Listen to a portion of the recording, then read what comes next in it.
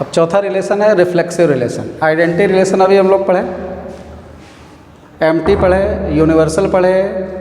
Empty और universal हमने दो फॉर्मेट में पढ़ा।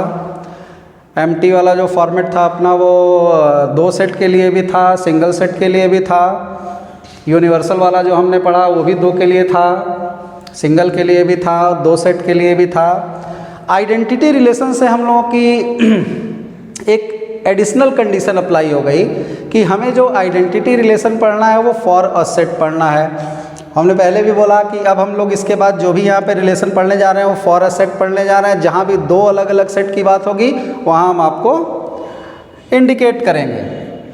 रिफ्लेक्सिव रिलेशन क्या है, डिफिनीशन को ध्यान से देखिए। A relation R of a set ए,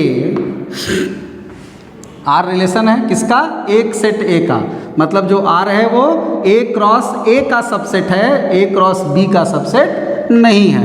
तो a relation R of a set is called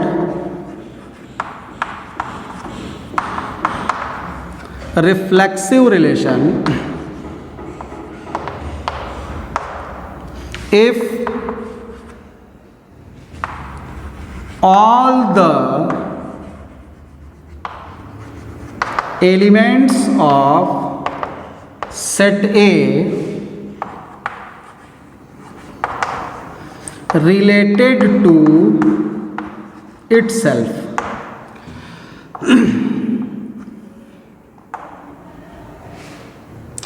video को अगर बैक करके आइडेंटिटी रिलेशन देखें अगर आप, तो आइडेंटिटी रिलेशन और रिफ्लेक्सिव रिलेशन की डिफिनीशन में आपको डिफरेंस कहाँ दिखा, ज़रा गौर से देखना। वहाँ पर कई बातों को हम फोकस कर रहे थे। जैसे एक ऑल वर्ड था कि सेट ए का सारा एलिमेंट रिलेशन में पार्टिसिपेट करना चाहिए और किस तरीके से रिलेट होना चाहिए, इट सेल्फ रिलेट होना चाहिए। इसके पहले आइडेंटिटी रिलेशन में हमने क्या बोला था, इट सेल्फ के बाद ओनली लिखा था, यानी कि सेट ए का सारा एलिमेंट केवल खुद से रिलेटेड हो रहा था, तो आइडेंटिटी रिलेशन था। और यहाँ पर सेट ए का रिलेशन खुद से रिलेटेड है तो उसको रिफ्लेक्सिव बोलेंगे। केवल खुद से, फोकस करिए, केवल खुद से आइडेंटिटी हो जाएगा, खुद से रिफ्लेक्सिव हो जाएगा। खुद से और केवल खुद से अंतर क्या है, अंतर यह है कि यहाँ पर हमें ये छूट है कि अगर 1 1 के साथ रिलेशन बना रहा है, 2 2 के साथ रिलेशन बना रहा है, 3 3 के साथ रिलेशन बना रहा है, अच्छी बात है, खुद से बना लिया। अब 1 अगर चाहे तो किसी दूसरे के साथ भी रिलेशन बना सकता है, 2 के साथ भी बना सकता है, 3 के साथ भी बना सकता है, 4 के साथ भी बना सकता है, अगर उसके अंदर और भी एलिमेंट्स हैं तो खुद के साथ रिलेशन तो बनाना ही है।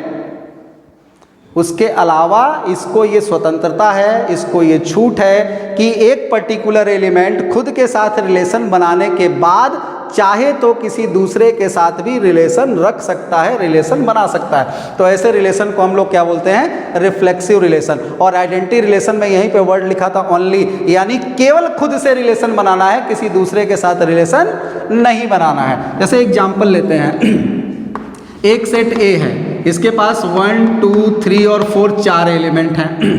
हमें अगर मान लो कि एक रिलेशन R1 लिखा और R1 में हमने एक रिलेशन ऐसे ही लिख दिया, 1 1 लिख दिया, 1 2 लिख दिया या 2 2 लिख दिया और 3 3 लिख दिया, 4 4 लिख दिया। एक R2 रिलेशन लिखा, इसके अंदर 1 1 लिखा, 1 2 लिखा, 2 2 लिखा, 3 3 लिखा, 4 4 लिखा। एक रिलेशन R3 लिख दिया, 1 1 लिखा, 2 2 लिखा, 2 3 लिखा, 3 4 लिखा।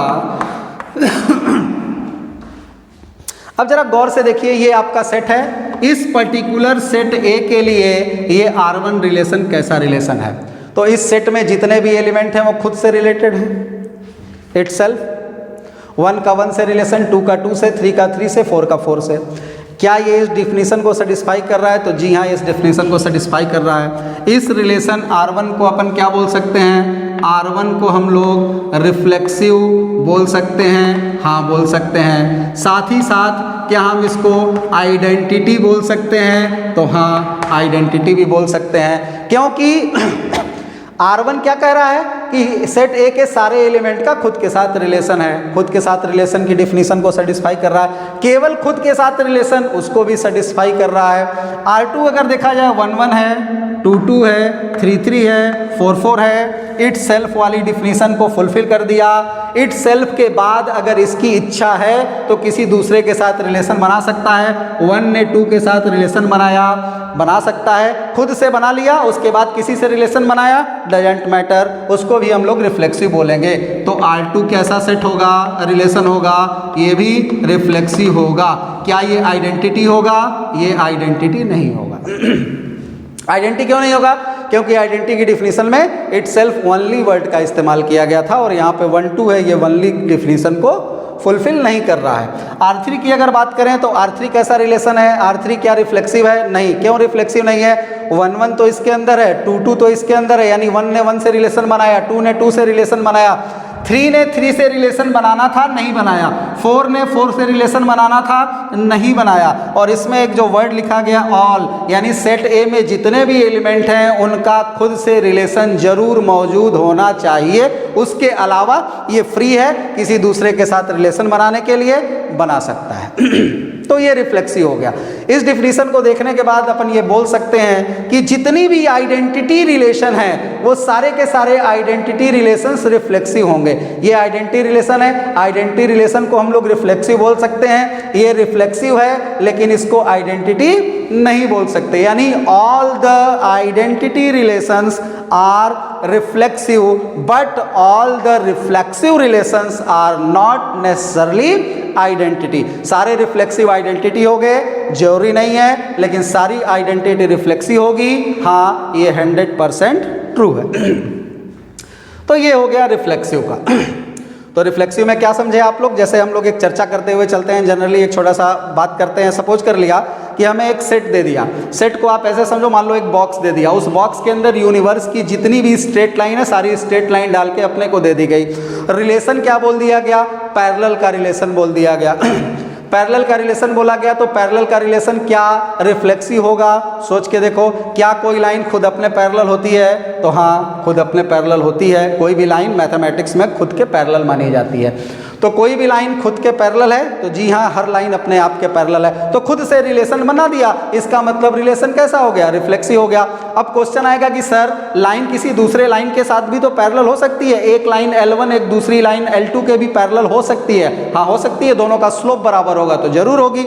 हमने रिफ्लेक्सिव रिलेशन में बोला कि खुद से रिलेशन बनाना है, किसी दूसरे के साथ बनाता है, डजेंट मैटर, रिफ्लेक्सिव में उसकी काउंटिंग की जाएगी, आइडेंटिटी में उसकी काउंटिंग नहीं की जाएगी। क्योंकि आइडेंटिटी रिलेशन कब होगा? जब केवल खुद से रिलेशन बना रहा हो। तो क्या कोई लाइन केवल खुद अपनी ही पैरेलल लाइन होती है? नहीं, किसी दूसरे लाइन के भी पैरेलल हो सकती है। इसलिए identity relation parallel relation identity relation नहीं होगा, लेकिन पैरेलल रिलेशन कैसा रिलेशन होगा? रिफ्लेक्सिव रिलेशन होगा। अब देखते हैं रिफ्लेक्सिव के बाद एक पांचवा पॉइंट यहां पर, symmetric relation.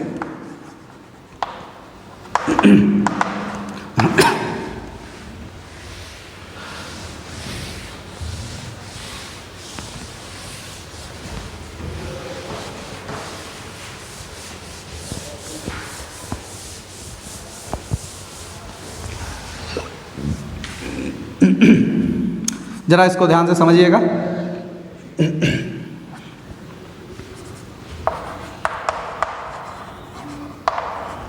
A relation R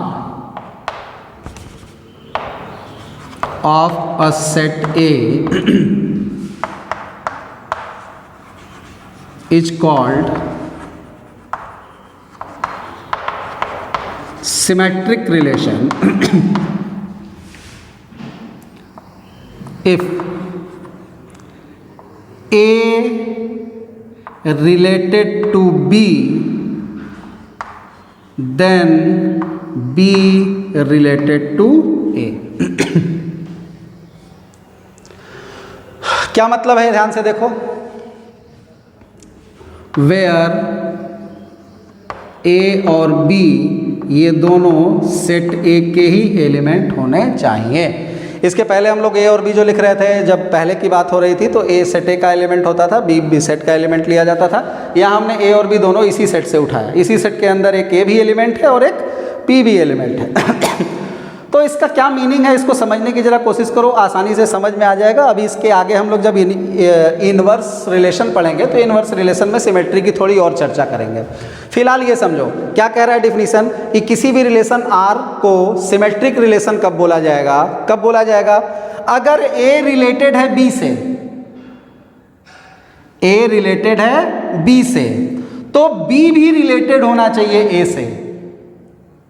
अब बी ए से रिलेटेड होना चाहिए, तो ये तो कॉमन सेंस की बात है। जैसे हम हैं और मेरे फादर हैं तो हम अपने फादर से रिलेटेड हैं, तो मेरे फादर भी हमसे रिलेटेड हैं। वो सिमेट्रिक नहीं कहलाएगा, उसको सिमेट्रिक नहीं बोलेंगे। उस टाइप के रिलेशन की बात नहीं हो रही है। रिलेशन आर सेम होना चाहिए। सेम होने का मतलब ए से पूछा बी तेरा क्या है, जवाब जो मिला, बी से पूछा ए तेरा क्या है, सेम जवाब मिले अगर, तो बोला जाएगा सिमेट्रिक रिलेशन है। यानी ये जो रिलेशन है, ये आर, ये जिस रिलेशन को इंडिकेट कर रहा है, यही सेम रिलेशन बी और ए के बीच में हो। ए बी का फ्रेंड है तो बी भी ए का फ्रेंड है। ठीक, तो फ्रेंडशिप का रिलेशन कैसा रिलेशन हो गया, सिमेट्रिक रिलेशन हो गया। यानी रिलेशन आर का जो सेट होगा, इस रिलेशन आर के सेट में ए बी अगर बिलोंग कर रहा है, ए बी अगर आर का मेंबर है, अगर ये ऑर्डर पेयर ए बी इस रिलेशन आर में है, तो बी ए को भी आर में बिलोंग होना पड़ेगा। यानी रिलेशन आर के अंदर अगर एक एलिमेंट ए बी दिख रहा है, तो उसी रिलेशन आर के अंदर आपको बी ए भी दिखना चाहिए, तभी हम ये बोलेंगे कि वो रिलेशन कैसा रिलेशन है, सिमेट्रिक रिलेशन है। जैसे मान लो ब्रदर का रिलेशन लेते हैं अपन, अगर बोलें ए बी का भाई है, भाई का रिलेशन, तो भाई का रिलेशन सिमेट्रिक रिलेशन होगा। जरा सोच के देखो, ए रिलेटेड टू बी, और रिलेशन आर किसका रिलेशन है, ब्रदर का रिलेशन है। ए इज ब्रदर ऑफ बी, क्या ये रिलेशन सिमेट्रिक होगा? क्या बी इज ब्रदर ऑफ ए होगा? होगा? वीडियो में ही आप अपना जवाब दे करके देखिए, थोड़ा सा हम रुक रहे हैं इस चीज को। ए इज ब्रदर ऑफ बी, तो क्या B is brother of A?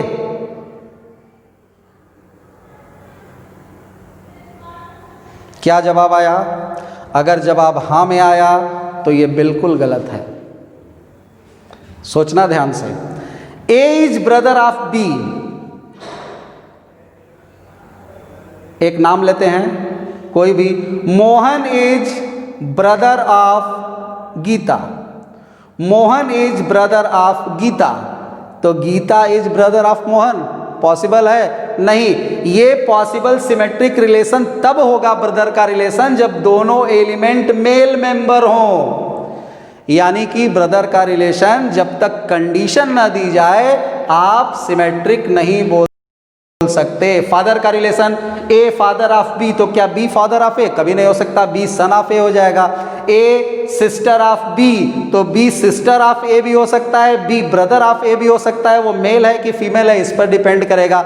A is mother of B, तो B is daughter of A, not mother. Same relation आना चाहिए। यानी ए अगर बी के साथ जो रिलेशन बना रहा है वही सेम रिलेशन अगर बी ए के साथ बनाता है, तो हम लोग उस रिलेशन को क्या बोलते हैं? सिमेट्रिक रिलेशन बोलते हैं। या सिंपल सी बात ये समझिए कि अगर किसी रिलेशन आर के अंदर ए बी एक मेंबर है, तो उसी रिलेशन के अंदर बी ए भी उस रिलेशन का मेंबर होगा, तब जा करके हम लोग उस रिलेशन को क्या बोलेंगे? सिमेट्रिक रिलेशन बोलेंगे। जैसे हम यहाँ पर एक सेट ए लेते हैं, या सीधे हम रिलेशन लिख देते हैं, सेट वगैरह लिखने की जरूरत नहीं है। एक रिलेशन लिखते हैं, 1 1 लिखते हैं, 1 2 लिखते हैं, 2 1 लिखते हैं, 3 3 लिखते हैं, और चलो पूछते हैं क्या ये रिलेशन सिमेट्रिक रिलेशन है? तो जरूर है। कैसे है?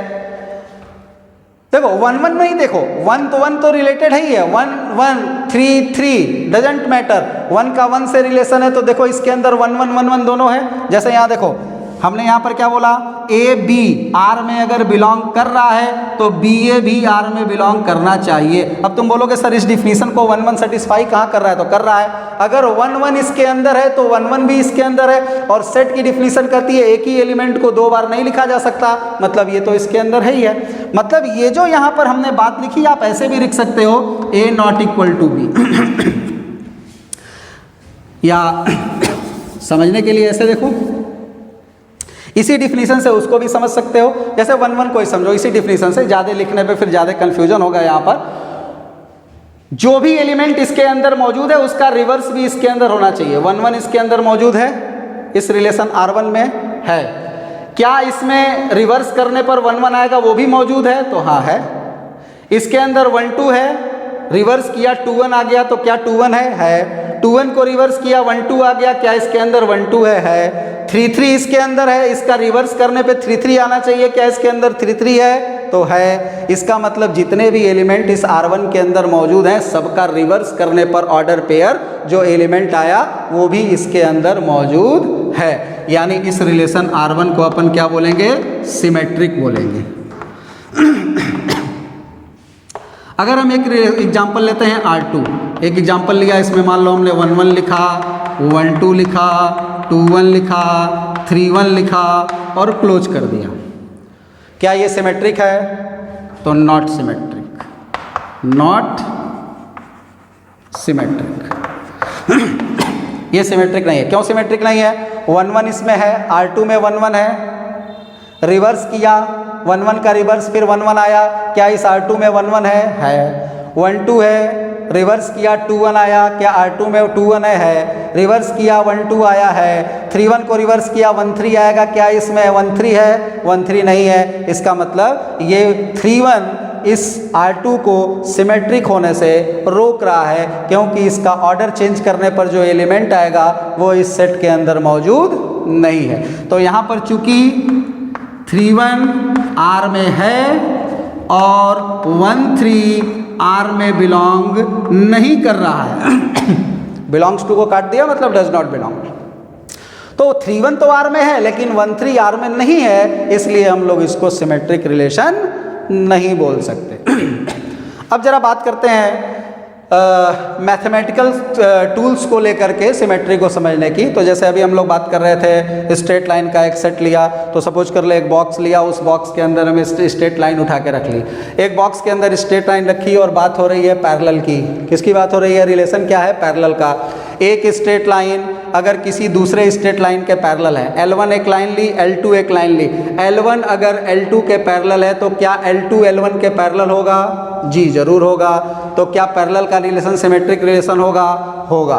परपेंडिकुलर की अगर बात करें, एक लाइन L1 एक दूसरी लाइन L2 के परपेंडिकुलर है, तो L2 भी तो L1 के परपेंडिकुलर है, मतलब L1 परपेंडिकुलर टू L2 बोलो या L2 परपेंडिकुलर टू L1 बोलो, रिवर्स ऑर्डर करने पर एलिमेंट का रिलेशन एज इट इज रह गया, इसलिए उस रिलेशन को भी अपन क्या बोलेंगे, सिमेट्रिक रिलेशन बोलेंगे। अपन दो ट्रायंगल लेते हैं, एक ट्रायंगल T1 है, एक ट्रायंगल T2 है। अगर ट्रायंगल T1 T2 के सिमिलर है तो T2 भी T1 के सिमिलर होगा, तो सिमिलरिटी का रिलेशन भी कैसा रिलेशन होगा, सिमेट्रिक रिलेशन होगा।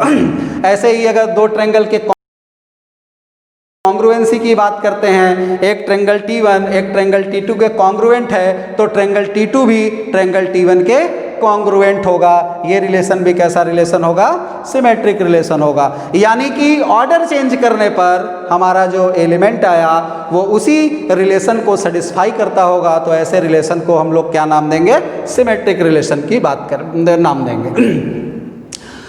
इस पे अभी हम चर्चा और करेंगे सिमेट्रिक रिलेशन पे।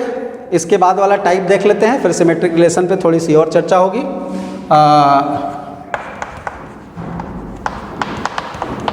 Transitive relation.